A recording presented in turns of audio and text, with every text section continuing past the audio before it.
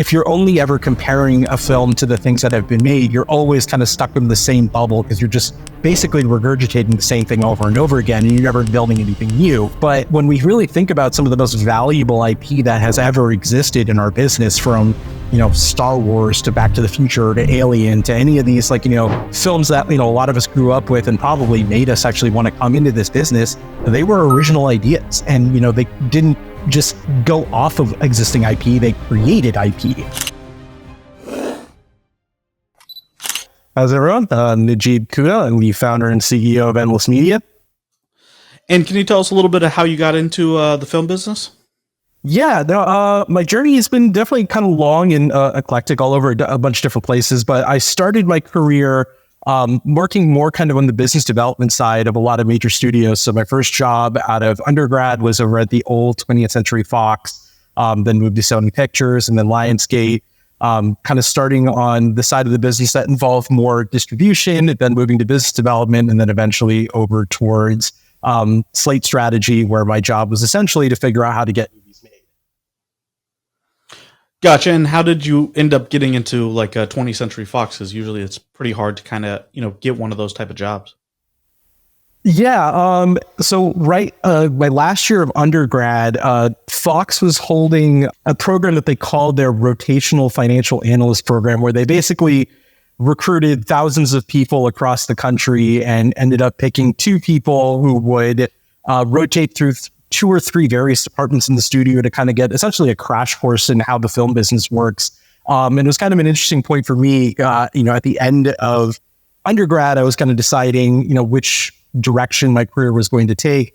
A huge part of me always wanted to work in entertainment, wanted to work in film. But as we all know, it's a tough business to get into. It's especially a tougher business when you don't know anyone in the industry, don't have any relatives, family, friends, or anybody else, or any kind of direct connection to the industry. And being a child of first-generation immigrants in this family, and the first person in my family born in the States, the idea of moving across the country to work in entertainment was not something that was, realistic at the time. So I kind of decided I would give that program a shot. If I got one of those two coveted spots, then I would move out to LA and see if I can make it in the film industry.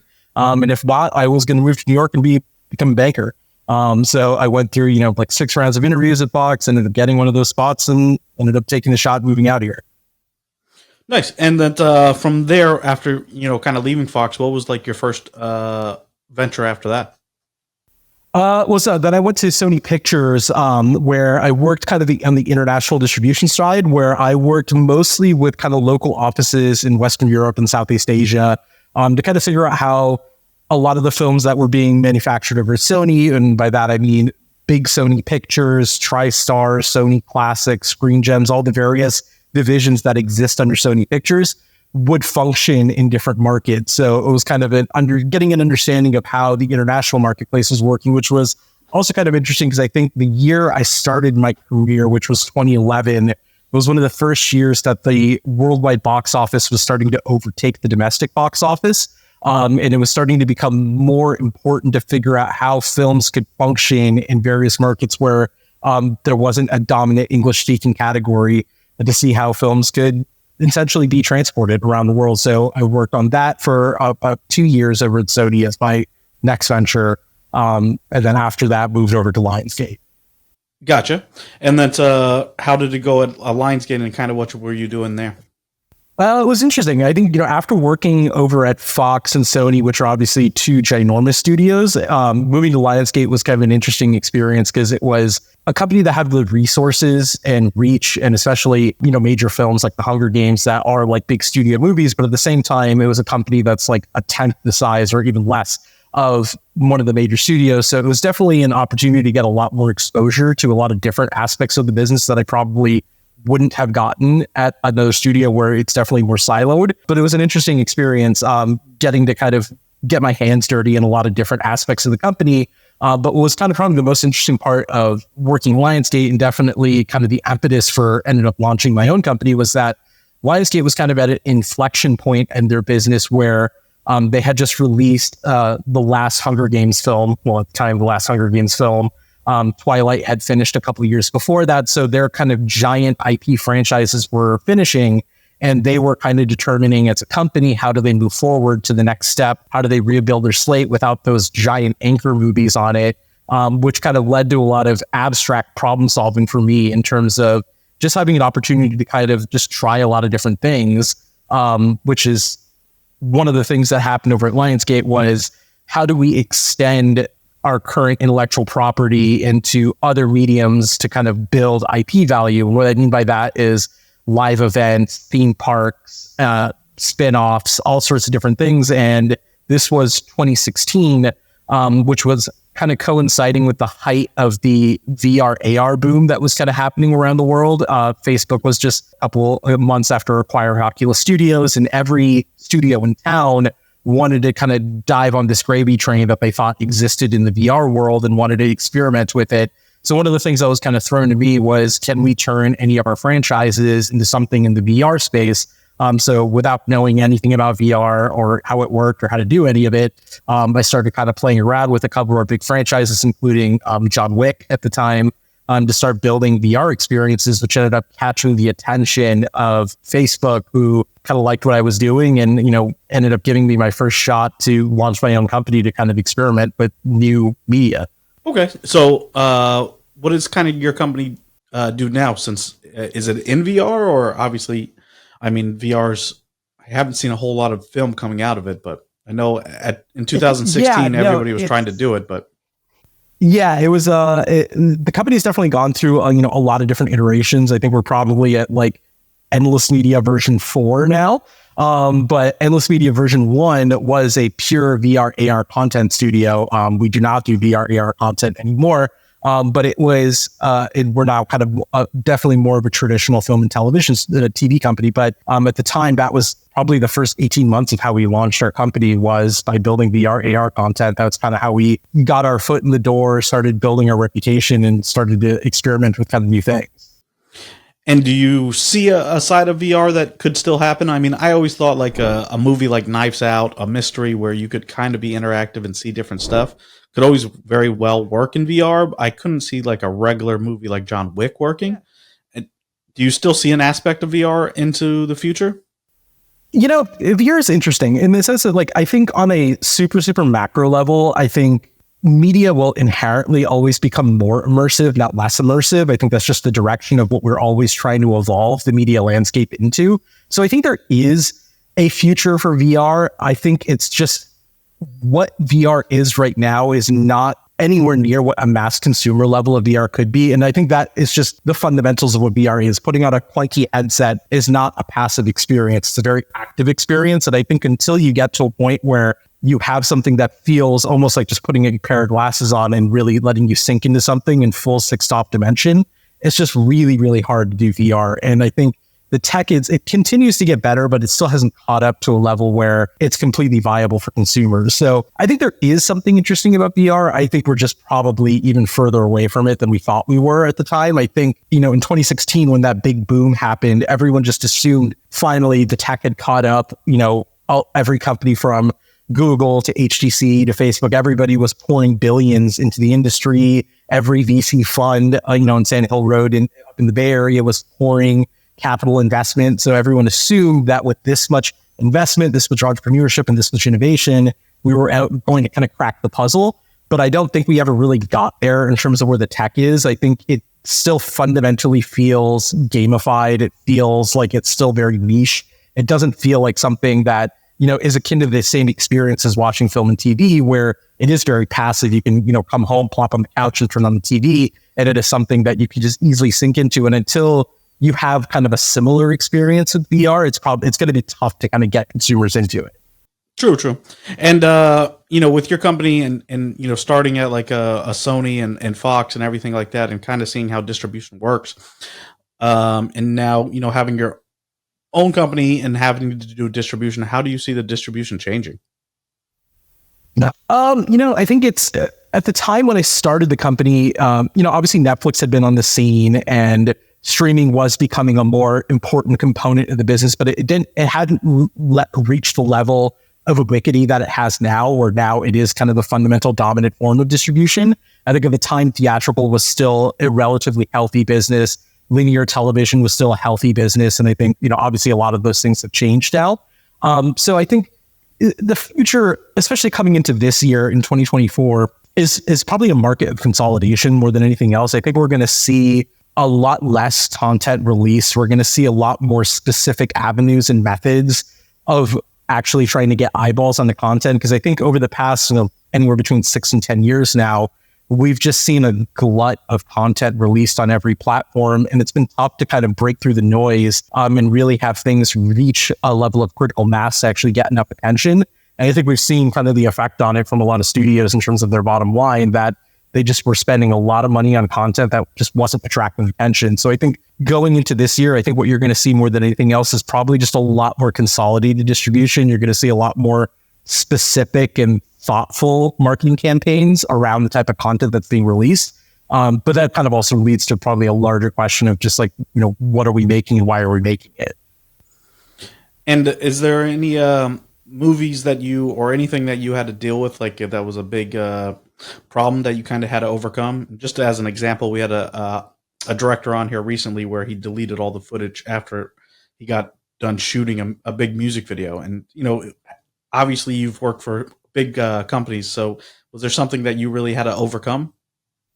Yeah, I mean, it's an interesting business. I think, when I started the company, the fundamental thing that I think was kind of the genesis of why I started Endless Media was that the industry itself is extremely specific and siloed with how people kind of move up the ladder in the business. And for the most part, it's fairly exclusive in the sense that in order to make it in this business, you kind of have to be willing to take a very low paying job to start with, work up the ladder as like working in a mailroom at an agency, working as an assistant, and then kind of getting promoted and working up that way, which is kind of the way that the entertainment industry has always functioned and is kind of commonplace. But for me, what was kind of interesting, kind of alluding to something I said earlier, is that being a child of immigrants, I think the industry, the way that it works, doesn't always compute with a lot of people who don't grow up in kind of a direct Western culture. And what I mean by that is that, especially for me, being Muslim American and coming from two parents who grew up outside the States in Bangladesh, and then moved here, there's kind of like very specific career paths that are like acceptable for most children of immigrants, like, be a doctor, be a lawyer, be a banker, be an engineer. And when you think about that, it's kind of like the simple process that you go to school, go to graduate school, and you get a job. You're an analyst, an associate, whatever you are, you're kind of getting to that point.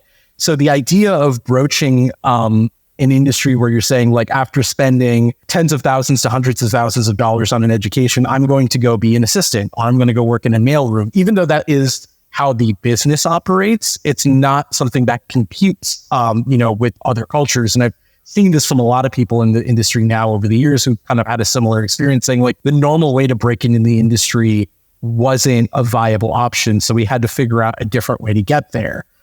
So I think when I started the company, it was with that very much in mind, that the normal path to kind of being a producer in this business probably wasn't something I could have done. I had to kind of forge my own path. It was something that I had to be kind of creative, which led to kind of an interesting thing that when I started Endless Media, that most people who start production companies in this business, like, have spent years as an agent or being a creative development executive at a studio, has like this huge network of people that they've kind of worked with in the studio space, kind of has like a tried and true method for how to, make movies. I didn't have any of those things. I kind of had to just make it up as I was going.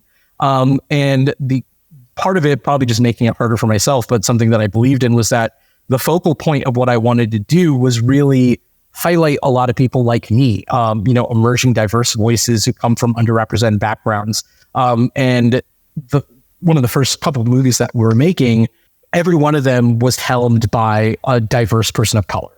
I've made 3 movies. Every one of them was from a first-time director of color. And it, was something I obviously believed in, but the first thing you kind of started to see, especially making films independently, was that most of the current infrastructure that exists for how to finance and get films made is, something out of the 1960s. Like, for the most part, like, what they believe works or is viable is fundamentally opposed to the idea of diversity of voices. So when I started making movies, I really had to scrap and hustle to find the money to make them, which also involved having to come up against people who, no matter what you try to kind of tell them, did not want to see diverse leads of color, did not want to see filmmakers who come from different backgrounds. They kind of were hard pushing this idea that it had to be one of these, list of 65 white directors that they're very comfortable with, had to be one of these like 20, middle-aged white actors who could lead a movie, and they're the only people who can lead a movie. So having to kind of push that envelope, push the conversation in different directions, definitely very difficult, and led to some not great experiences on some of my films. Gotcha.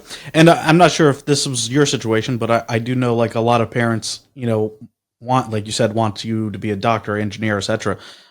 Did you have a lot of struggles of your family saying like, why are you going into the film business? Like, this doesn't make sense. Or is there, in the beginning of the years, how did you get past that? Yeah, definitely. I mean, I think, it always comes from a good place. I mean, I think I'm definitely, one of the lucky people in the world, in the sense that I had parents who were incredibly supportive about everything I've ever done.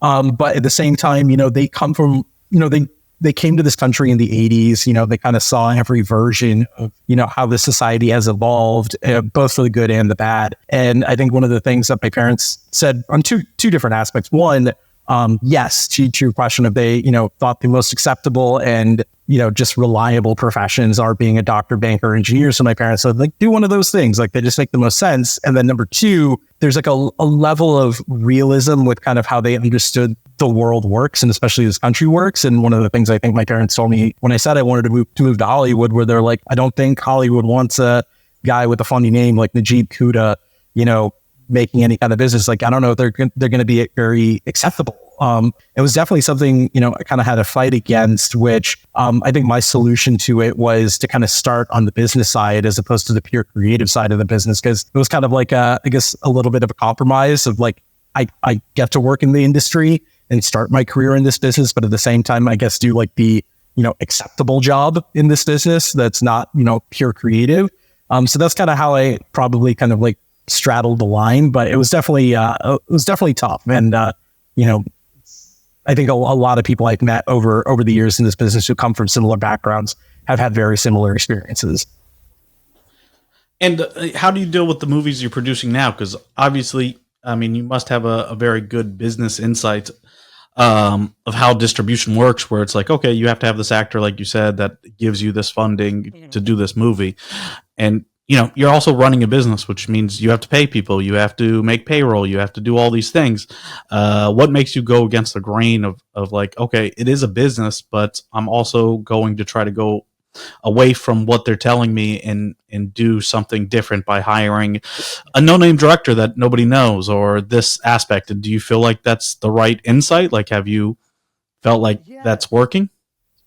I think it's interesting. I think it's definitely, I think, makes the business tough. But I think I think the thing that kind of is the impetus for why I do exactly what I do from a pure business standpoint is that I think when we look at the industry, we've seen a devaluation with almost every media company with how they operate. Their slates aren't looking that great. It's almost become like harder to just find the diamond in the rough than we've ever seen in terms of like successful films. And I think a lot of that really just comes down to the point that the industry fundamentally operates on a fear basis. We're always looking for kind of the, just comforting film that feels like it makes business sense, because the business operates in a way that most films that are greenlit, I mean, the whole process of making films for the most part is that you're comparing a proposed film to every film that happened before it. And you're seeing, does it line up with other successful films over the past 5 years? And that's, the analytical way of how greenlight decisions are made over at studios. That's how you look and evaluate a film. But the fundamental issue with that is that if you're only ever comparing a film to the things that have been made, you're always kind of stuck in the same bubble, because you're just basically regurgitating the same thing over and over again, and you're never building anything new. And on the other side of it is that what we've seen over the past couple of years in this business is that the most comforting thing that you can ever say in this industry is IP, right? Like, it's a sequel, it's a remake, it's based on an old movie, it's based on a book, it's based on a video game. It's something that feels comforting. And studio executives and people and financiers love IP for that reason. But when we really think about some of the most valuable IP that has ever existed in our business, from, Star Wars to Back to the Future to Alien to any of these, films that, a lot of us grew up with and probably made us actually want to come into this business, they were original ideas. And, they didn't just go off of existing IP, they created IP. And I think when I push for the idea of new diverse voices and really try to push through the grain, my thought process behind it from a business standpoint is that the value that we're going to be able to see long-term in this business is going to come from creating new IP, not just generating the same stuff. And I think those new ideas, those new generational stories are going to come from people from different backgrounds, from different ways of thinking, who have fresh things to say, fresh new perspectives, fresh new stories. And I think diversity isn't something that is just something we kind of throw out as a PR element, which I think is what a lot of studios do, is to kind of throw it out there and say, of course we're diverse, we're hiring people of color, we're hiring women, we're doing all these things. But I think the thing that they're missing is that it's not about just pushing this idea that, we're different now because we're doing that. I think from a pure business standpoint, that's how we're going to actually build new stories that could be, the next Star Wars, be the next Back to the Future, be the next Alien. I think that's where we're really going to see those next generational stories, is people who just think a little differently. And what are you working on now that you have coming out? So we have a couple of films that we're producing, which I can't say too much about, but we have a project that we're working on. It's kind of a big sci-fi project with a huge sci-fi production company that's based on a short story from an acclaimed author named Ken Liu, called Reborn. That's what I would kind of describe as, it's like Memento, Christopher Nolan's old movie meets Arrival, the sci-fi movie from a couple of years ago from Denis Villeneuve. It's a super cool kind of mystery sci-fi story that we're casting right now, and hopefully we'll start shooting by the fall this year. Okay. And my last question is, what advice would you give to a new filmmaker trying to get into the industry? I think, the thing I was going to say is have super tough skin. This is a business that is built on 99% of the time saying no to everything. It is something that is filled with a lot of hard situations, a lot of red tape, a lot of blockades, and probably even more, unfortunately, a lot of not great individuals in this business. So you kind of just have to be willing to get through all of that, kind of keep pushing through, kind of take all the no's, find a way to kind of make it through, the not great people you have to work with to kind of start your business, because there are great people in this industry. There are people who believe in new filmmakers, new stories, and new ideas. And it's just kind of a matter of staying the course until you can kind of find those people and get to work with them.